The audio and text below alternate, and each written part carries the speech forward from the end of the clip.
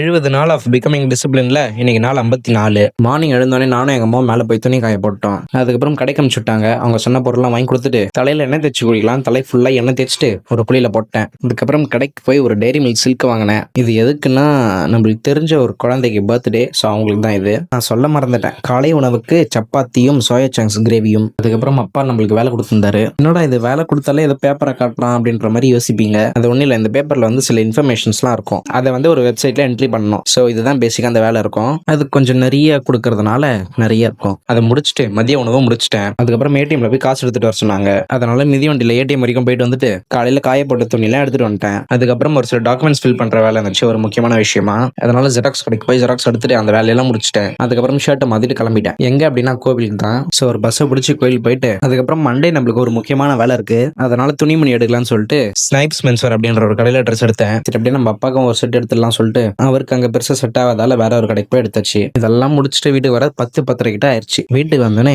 இரவு உணவு சாப்பிட்டு தூங்கிட்டேன். நாளைக்கு பார்க்கலாம்.